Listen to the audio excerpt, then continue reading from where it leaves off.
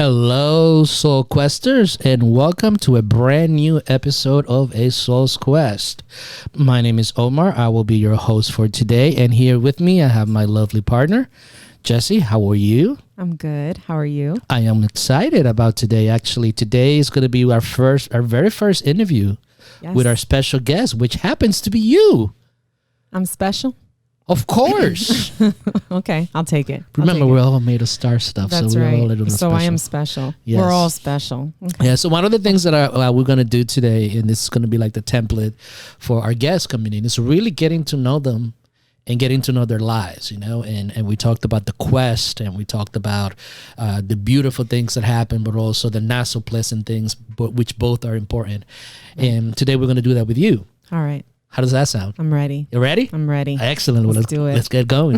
So let's start at the beginning, because typically you start at the beginning, right? I think so, yes. Okay. All right. So let's tell us a little bit about yourself. Like, let's start from your infancy. So where were you born and how was that? Okay. I was born in San Juan, Puerto Rico. All right. Yeah, I was actually born there. Nice. So I'm actually the real deal. So you're a Boricua. Like that's like the name that they give to people that were born in the islands, right? Yes. Awesome. Mm-hmm. And do you have any recollection? No. No? I came here when I was really young, actually. So I really don't have any recollection of that. I came here when I was probably about 3. Mm-hmm.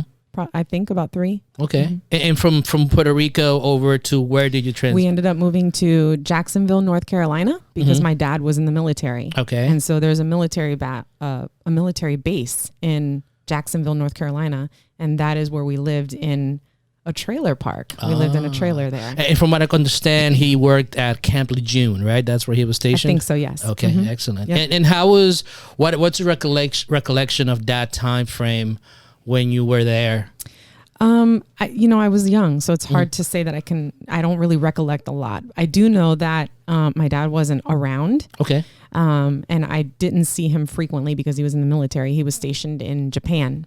And my mom was pregnant, and my brother was born in Jacksonville, North Carolina. Okay. My younger brother. And I remember her having lots of friends that helped her out because she didn't speak English. Oh, wow. She was completely not bilingual at that point. Okay. And they were really, really loyal friends because they helped her sort of navigate going to the store, doing things. I mean, she was used to American money because in Puerto Rico they have American money. Dollars, yeah. But she didn't speak English. So she just got by. But that's how she learned how to speak English, is just sort of engaging with her friends. And so excellent. That's pretty much so to get the family structure correct, your dad was in the Army? In the Marines. In the Marines. Yes. Your dad was a Marine. Your mother, it was your mother, yourself, and your younger brother. Right. And you both moved, you were all living at that time in North Carolina. North Carolina, yep.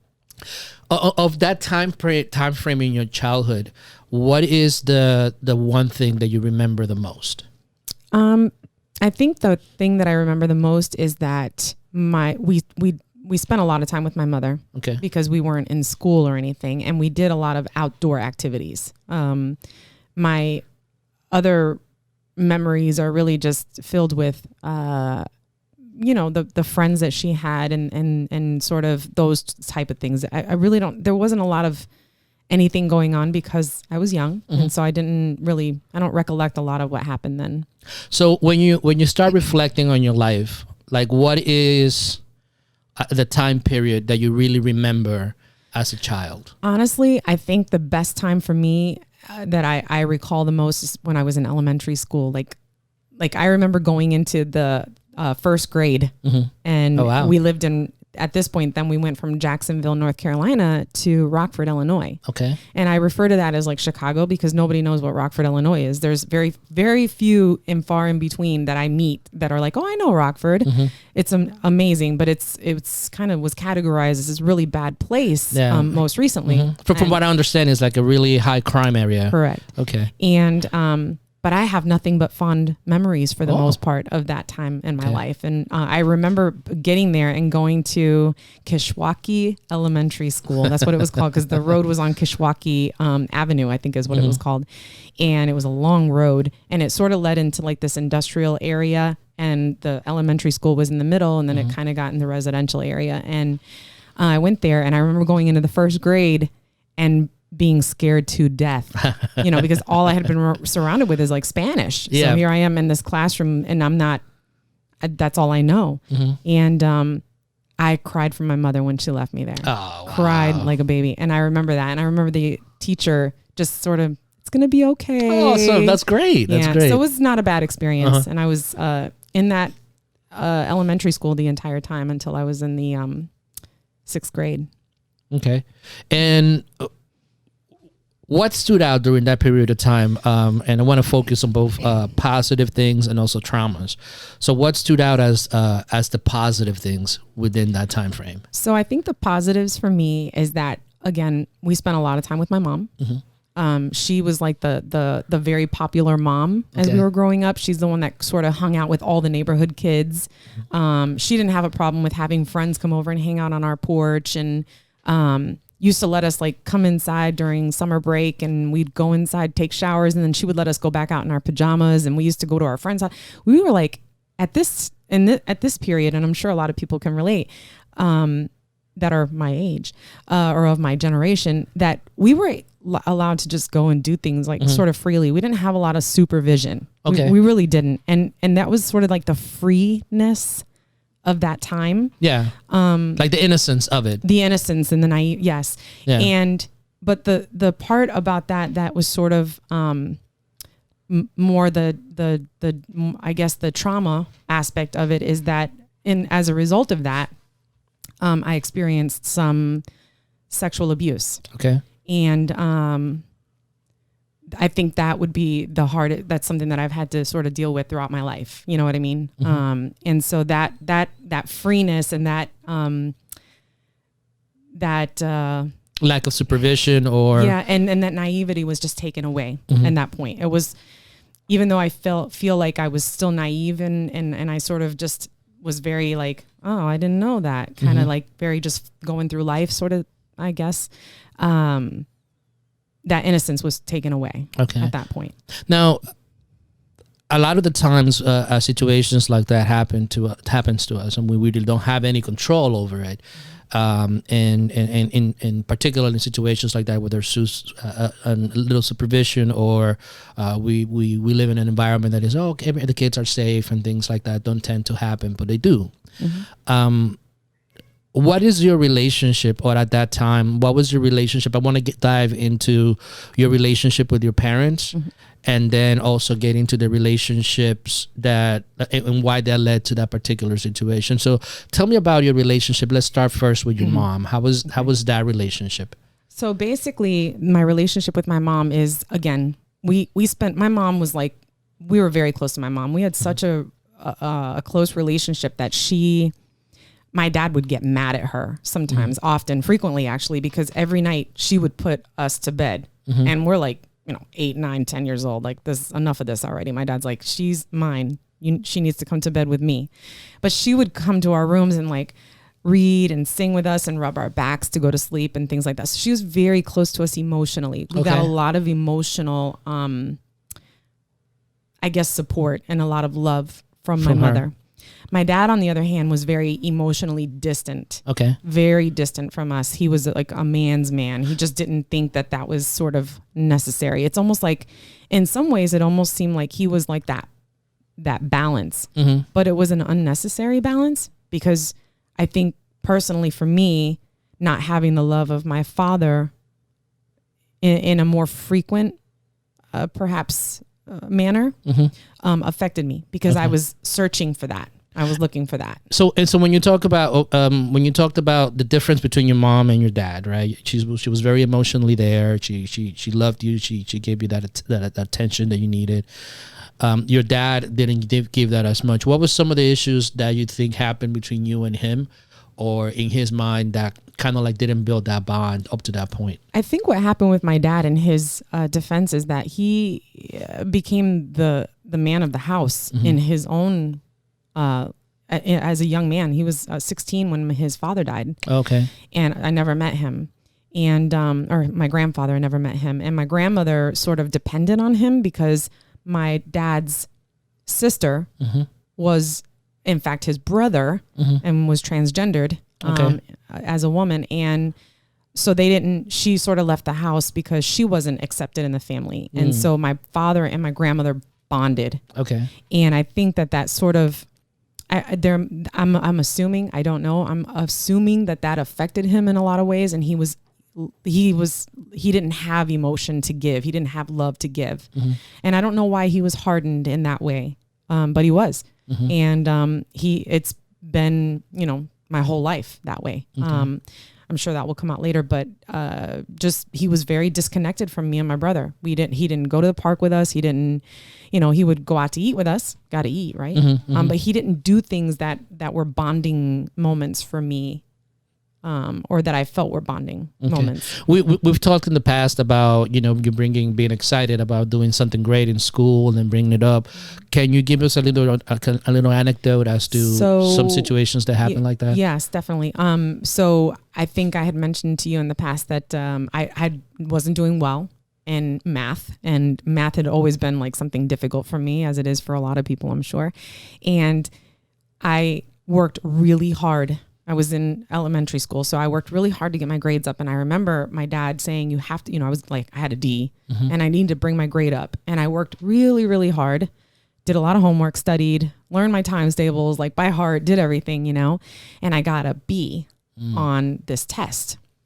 And I brought it to him and he looked at it and gave me the piece of paper and he's just said, next time bring an A home, and that was hurtful because I felt like everything that I had done visibly, because we did our homework at the table, was not acknowledged. And that's the sort of interaction that I've had with him, is that nothing has ever been good enough. And it started at that young age. And when it starts at that young age, it sort of has this domino effect, and that's, that was my experiences with him in a lot of ways. And that's how it's been throughout my life, sadly. So up to this point in your life, you have experienced a lot of beautiful things. The connection with your mother, which is something that I think that it's obvious in the way that you talk about her and how well you guys, how emotional she is. But you also talked about the distance that you had with your dad, and then being abused as a child. So you had all those that polarity of things. Do you have any recollection as to how that made you feel at that time? I know that it's kind of like hard to look back at that, but any recollection or any moments in which you kind of like, how did it make you feel? Or there was a moment in which you did anything in particular? I feel like what happened, if I'm understanding your question correctly, is that my disposition in these moments were that I latched on to my mother, because that's the only place that I got that affection, and I needed that affection. And that every time I would try to get affection from my father, because I tried, my mother seems to think that we were very close, and I think there were moments where we were, but I just don't remember them. And I think what would happen is then you have this element of sexual abuse, and there was a part of me that felt dirty. Because, how did I end up in this position? Not once, not twice, not, several times. Correct. For a period of now, my young this adult. all happened before the age of 8, if I'm... I think I was about 8, a little over 8 maybe, and then until about 10-ish, maybe a little over 10. So it was about a 2-year period. A 2-year period. Now, were you ever able to tell anybody? No. I've never told anybody outside of you until now. Okay. So it's not an easy thing to sort of, it's almost freeing in a way to say it, because I've never told anybody. But now everybody knows. So would you have, at that time, if you would have said something, you think they would have believed you? Probably not.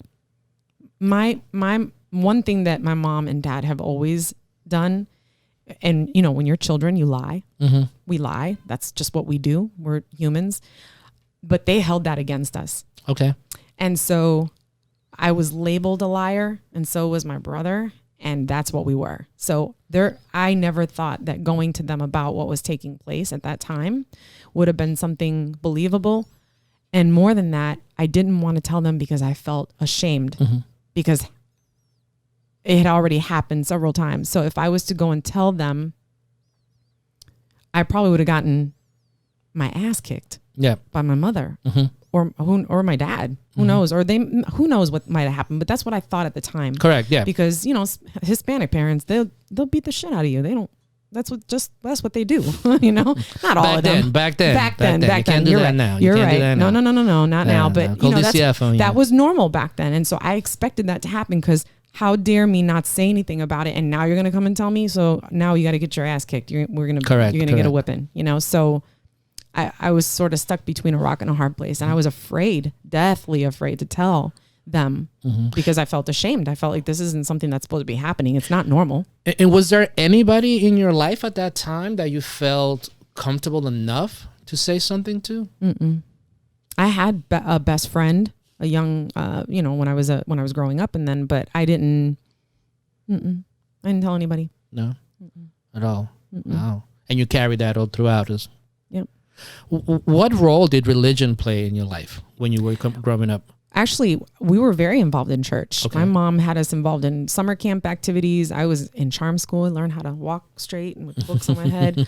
I played the stringed instruments, and mm-hmm. I played the violin at church.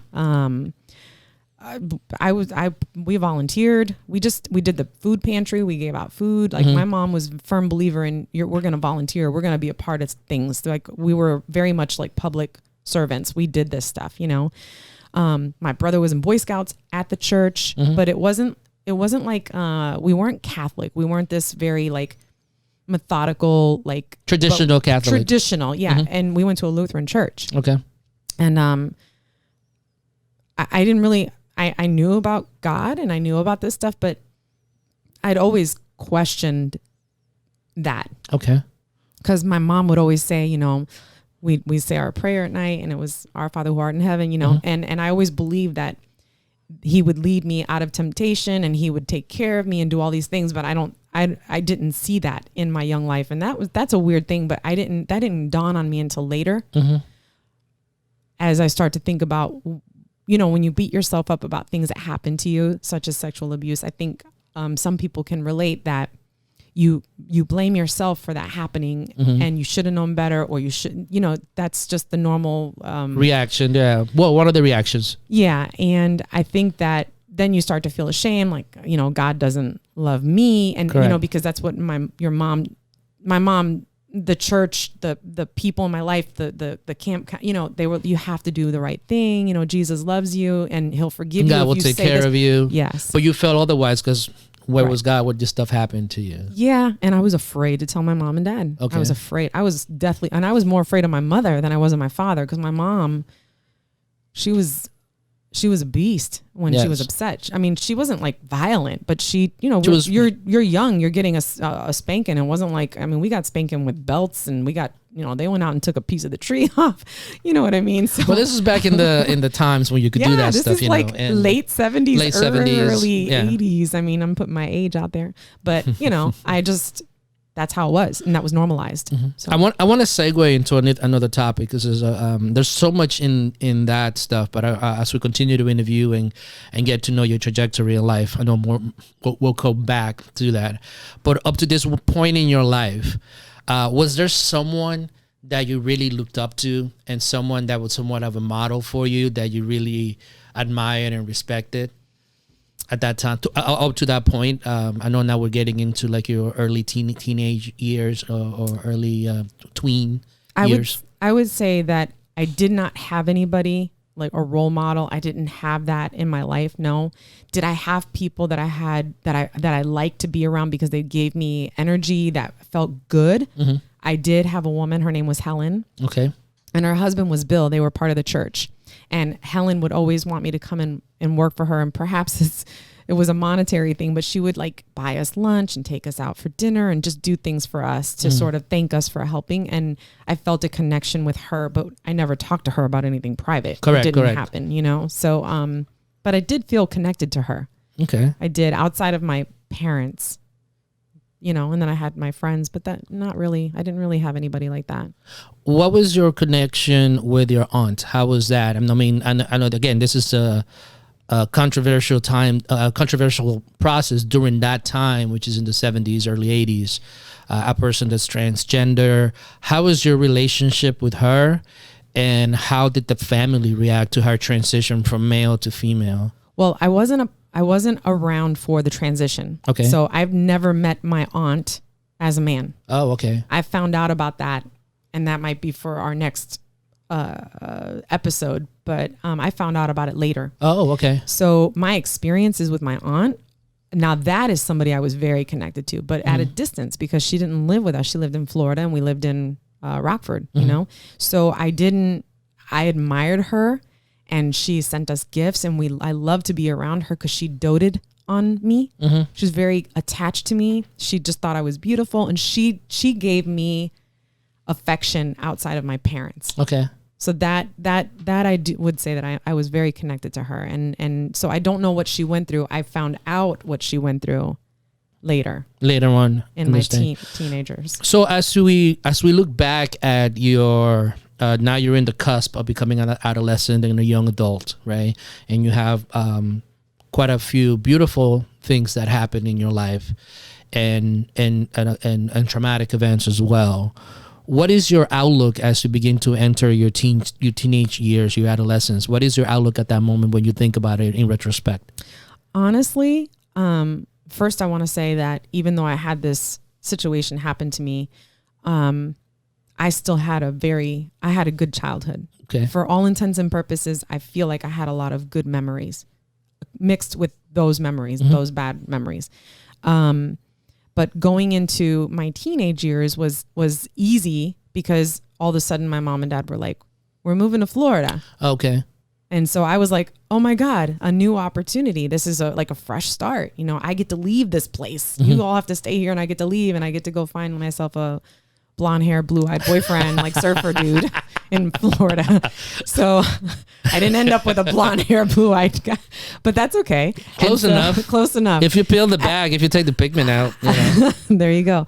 And so my outlook on my teenage years, because I was 14 when we moved to Florida, was like, I have a whole new opportunity. Okay. It's interesting that you mentioned that your transition into adolescence and a young adult had to do with a transition from places. You know, you moved from Chicago to Florida. What were the differences between the two places? Just geographically speaking, you know? Geographically, well, I think we know that, right? So Rockford is right outside of Chicago. We were in Chicago we went to Chicago frequently because we had family in Chicago. So it's cold. There's no palm trees. There was trees. There were trees in Rockford, but the difference was that I had so many friends, and I lived in this little like neighborhood of a gang of friends, and we just all knew each other. And I think that was where that freedom came in, because we were able to just sort of leave and go to friends' houses, have, you know. So it was more of a communal. Very much. Yeah. And going to Florida was new. I didn't know anything down here, and it was different. Sand, hot, humid, beach. You know, it was just different. And did you had any connections to anyone in Florida besides your parents and just family? Just family. Just my grandmother. So you, in essence, this transition really much started a brand new chapter in your life. So moving from Chicago to Florida, obviously you had to make new friends, make your acquaintances. Under what circumstances did you guys have to move from Chicago to Florida? Good question. So what happened is that my aunt, unbeknownst to me and my brother, was sick. And my dad made this decision we're packing it up and we're moving to Florida. We need to be with my mom.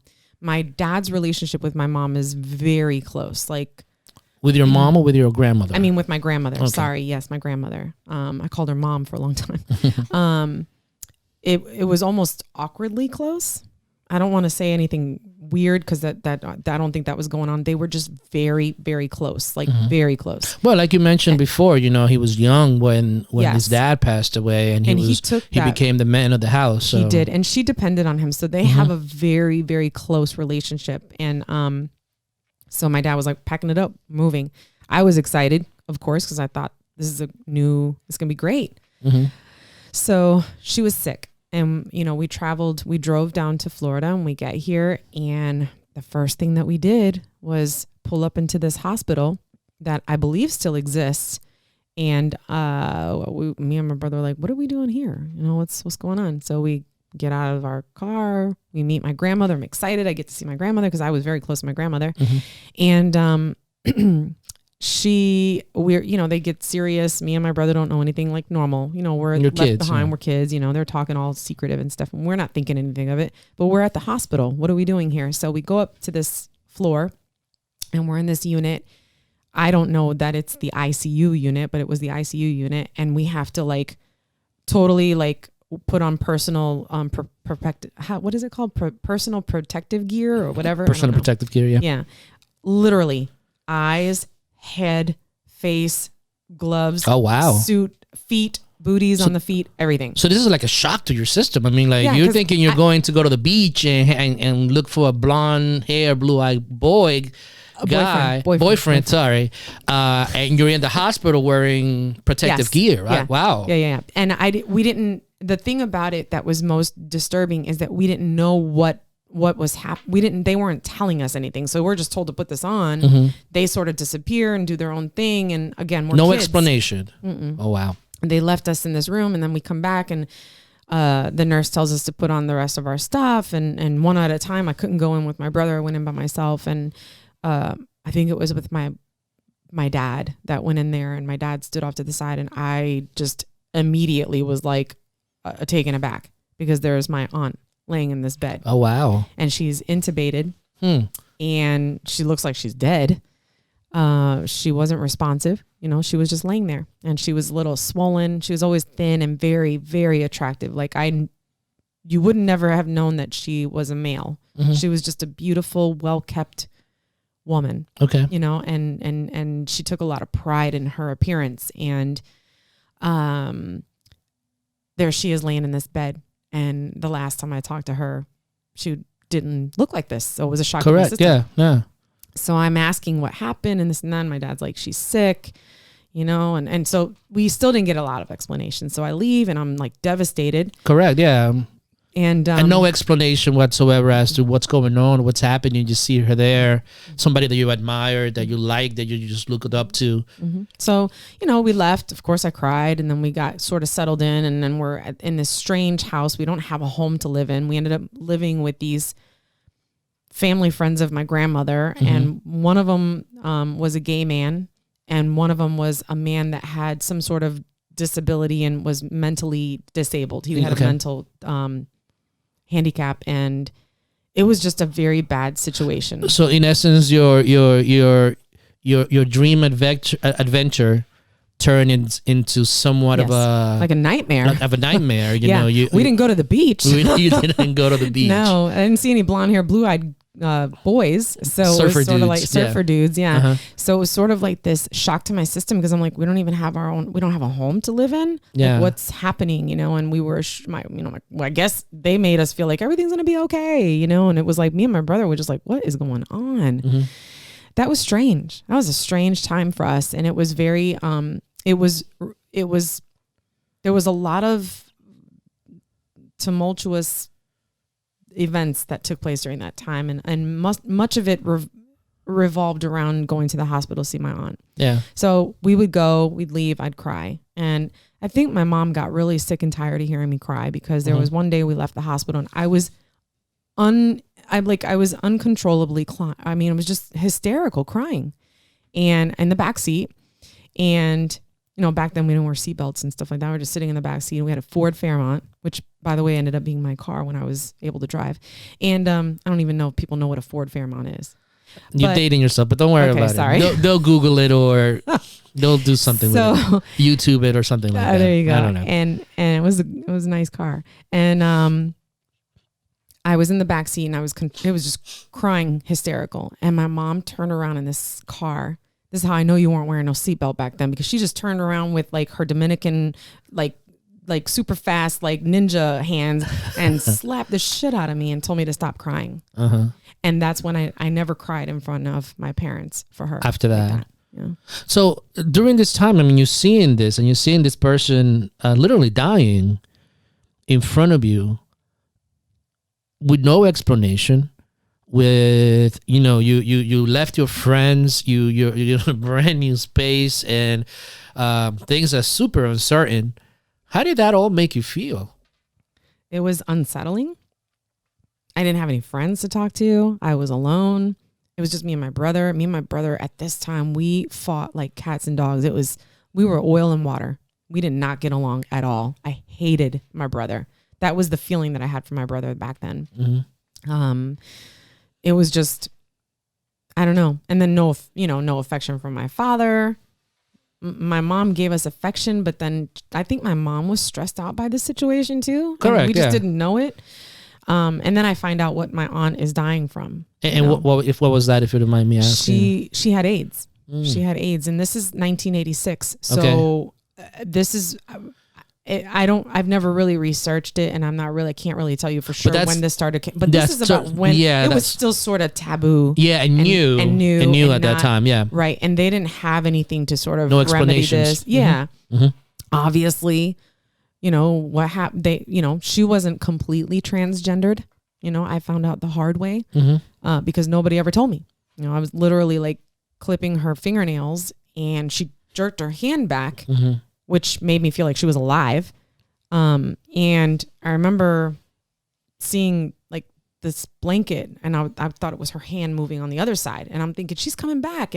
So I went to touch her hand, and it wasn't her hand. Wow. So it was a negative experience, and it was traumatic because I didn't understand. Correct, yeah. And how old were you during this time? 14. 14 years old. So you are beginning high school.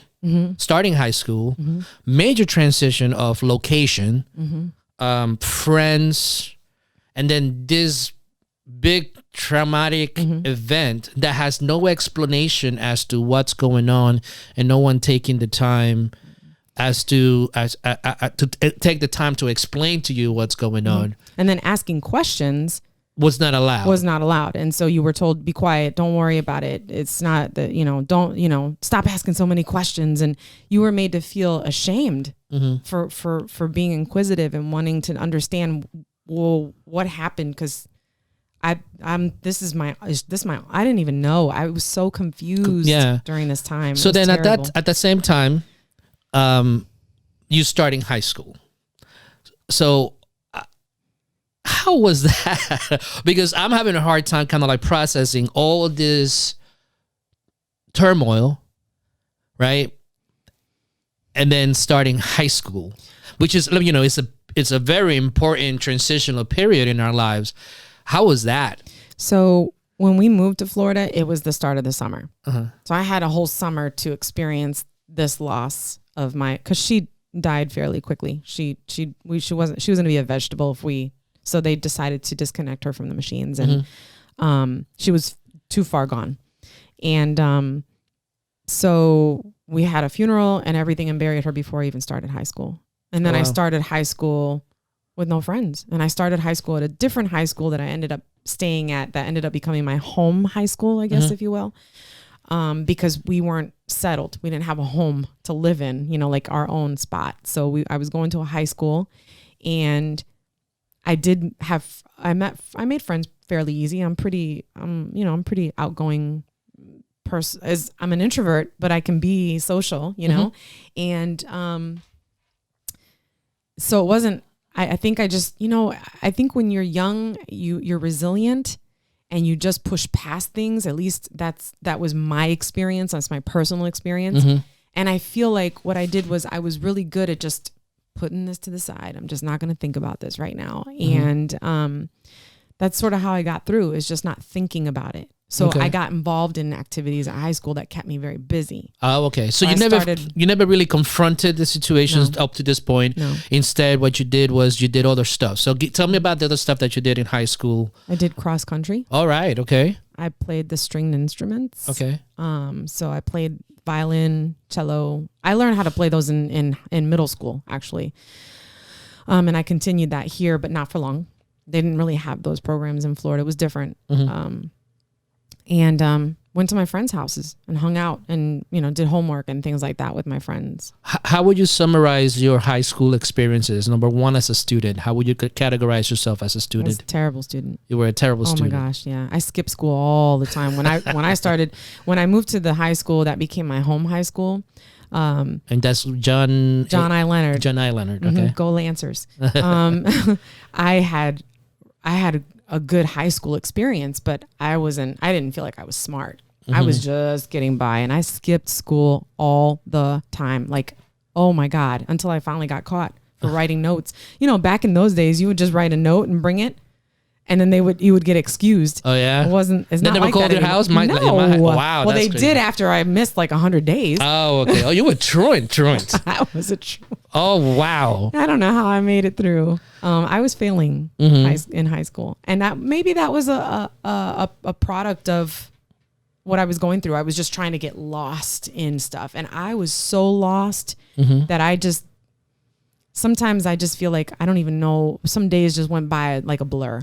But I did run a lot. You run a lot. I cross country. That was my thing. I ran. And how did it make you feel? Because that's a really good a way of dealing with trauma and dealing with escaping from things. How did running and cross country help you throughout that time? My coach pushed us. He pushed all of us, but pushed us. He wouldn't let us stop running. He would run with us, which I thought was pretty cool. And we had a lady coach too, and she was all over us girls to push us. And I think one of the things about me that I've learned, that I've carried throughout my life, is that when I put my mind to something and I want to do it, I'm going to do it. Okay. And I wanted to run a marathon. I wanted to be that runner. I wanted to be that person that could run, 30 miles and make it happen. And I was able to do that. And to be able to overcome those things, you get lost when you're running in this stuff. Because back then we used to have little tape recorders. You hooked them onto your pants. It was terrible. And because they're heavy. And then you have the CD players. Then I got the CD player then eventually, because I moved up in the world, But they skipped all the time when you were running. Yeah, it was bad. Yeah. But the tape recorders were good. Okay, we have to stop right there because they don't understand. We're talking a different language now, and we'll take it.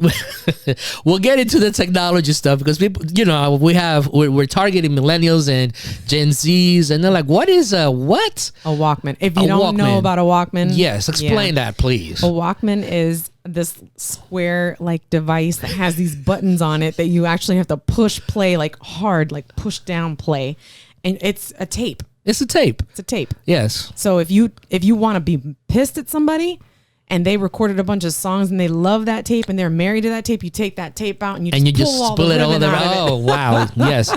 They don't know that struggle. No, that's a struggle. Yeah, that is the struggle. That's not the case anymore. Yeah. So going back, again, up to this point, you've dealt with so much stuff up to this point in particular, and the resiliency that you show. Where did you to go and put yourself into running, and knowing that you weren't doing good into school? Like, what pushed you to run? Yeah, what pushed you? Just like, I want to do this. I want to be. I want to do. Like, what pushed? What was inside of you that said,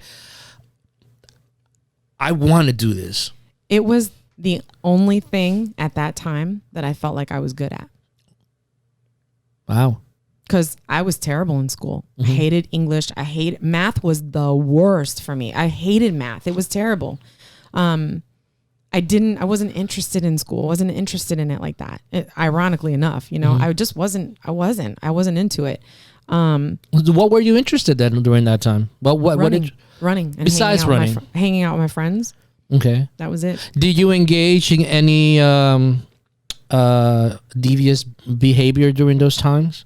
Deviant behaviors. Yeah. Smoked a little weed. Okay. Yeah, I got into that. Yeah, definitely. Okay. I drank beer.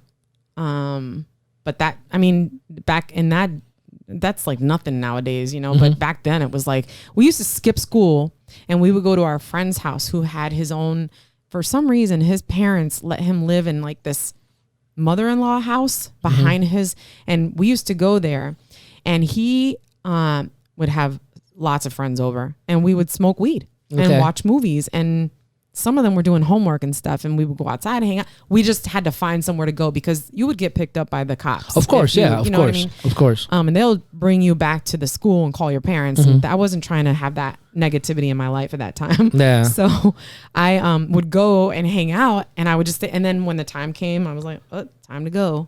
I would go back. I would go home. Nobody was watching me. My mom and dad didn't watch us like that. They worked. They didn't, So. You were just kind of like on your own. And I didn't talk to my brother. I didn't have a good relationship with my brother at all. At that time. Oh, no. And what do you think that is? That you guys went through all these traumatic things together, but then you kind of like separated. Like, what do you think happened? We separated long before you know what? Interestingly enough, now you just made me recall that. I think we sort of separated and really got into fighting a lot when my sexual abuse started. Okay. I sort of like went back from him in that way. There were days that we got along, and there was just days that we could have killed each other, to the point where, if we're talking about that teenage part, in my young adult life, there was a point where my dad was like, here's a knife for you. Here's a knife for you. Just kill each other and get it over with. I'm done. He was just over it. Yeah. Like over it. We just didn't get along. We didn't get along until we were adults, basically. Yeah. Okay. Well, we'll talk about that more, because now your relationship with him is completely different. Right. Obviously. Of course. So now that you're flunking high school, the only thing is running. Now, were you threatened to be that taken away from you because of your grades and your attendance and things like that? Yes. And then what happened? When they found out. I don't know how they didn't know. But I did go after school back to this school, change into my running PE clothes, and join the thing. Yeah. And I also ran on my own before school. I would get up early in the morning and go run. Okay. And so I would run like 10 or 11 miles in the morning. I got up super early, and then I would just go to school. I rode the bus at that point. I didn't get a car until I was 17, I think, right when I was getting out of high school. So once they found out that you were doing these things, you were not going to school, what changed for you after that? Well, I think what happened was I got caught. That always helps. Yeah. And my mom and dad had to come to the school. I don't know exactly what the situation was, but I had a dean at that time, and he was like, you're going to be a nothing. You're going to be a zero. I remember him looking down at me, you're going to be a zero. And I was like, gosh, I don't want to be a zero, I want to be something. But I didn't know what that was. I didn't think I had that potential because I was an average student. I was a C average student. I did not ever do well in high school. And I never got, no matter what grade I brought home, it was never good enough for my dad. So if I brought home a C, it was just like, okay, there was never any, well, you know what? That's okay. C equals degree. It's okay. It wasn't like. Or no support. It's like, wow, you're getting better. Nothing of the sort. Now, if I did bring home an A or a B, he was happy. But I didn't bring home A's and B's. How did he feel about your running? Because that was like he used to just say like little things like, oh my God, you're the way, you got your legs and, whatever. And, but it wasn't encouragement. It wasn't encouragement for doing that. It was more a criticism. Yeah. Like, what do you mean by? I didn't even, at one point, I didn't even tell him I was doing it anymore. I don't even think that he knew that I was running. I don't think that was the case. It was just more like my body image. It was body image more than that. Just that was picked at a little bit, Like, what do you mean by that? Like I have a big butt. Okay. It's Jesus Christ, that kind of thing. Like, oh my God. And, it was just very much to the point where it forced me to like cover my body with like very loose fitting clothes, long t-shirts. And, thank God at this point, I hate to say it, but wearing big baggy clothes was like popular as opposed to today where you wear barely any clothes, Correct. So, yeah. I hid that about myself because I was ashamed. What about your mother? My mom never said anything about it. Okay. No. And then I sort of hid running from them because it wasn't something that was, I didn't get good feedback. So why share anything with them about it? Yeah.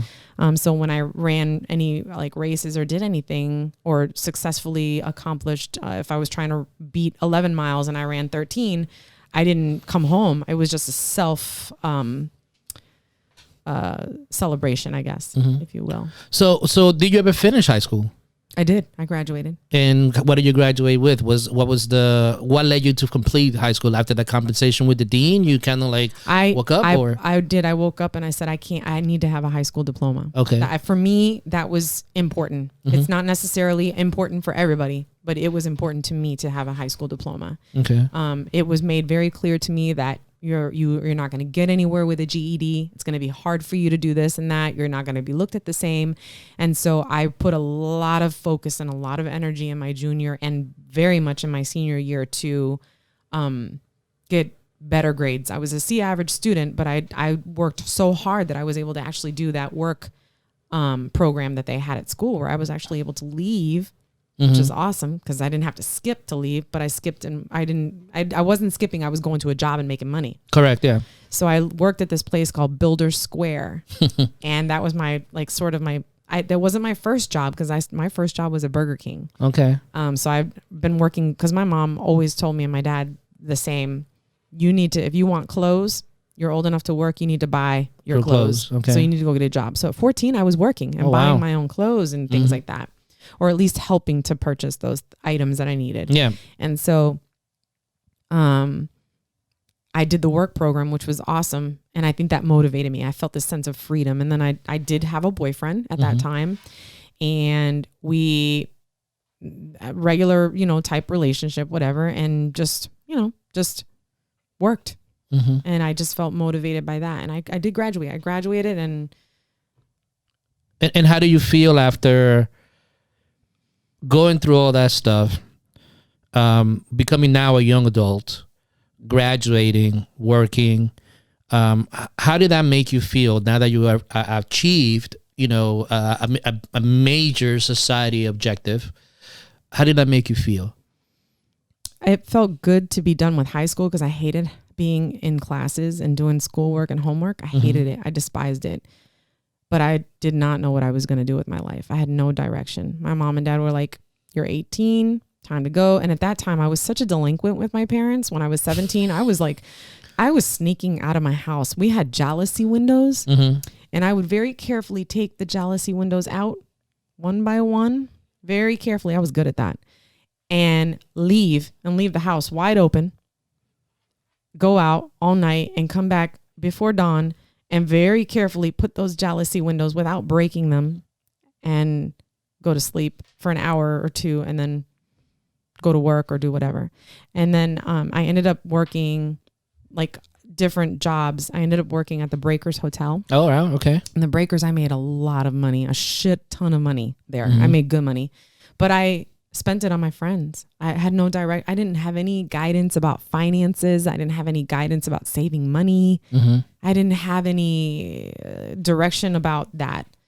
As my dad and my mom might say that they gave that to us, but they didn't give it to us. And I think that my brother can bolster that argument for me or couple with me on that. We just didn't. I didn't have that guidance. So you pretty much were just kind of like floating and trying to figure out as you went along exactly what would happen. So I was such a delinquent that my dad was like, you got to move out. So I moved out. I wouldn't say delinquent. You weren't very involved with any crimes or police officer or anything like that, right? No. So, you were in their eyes, you were just being very, very rebellious. Very rebellious. Yeah, I did not listen. I remember many times going to the club and I was like, I need to, I'd see my dad smoking a cigarette and that deep orange. I was like, he's mad.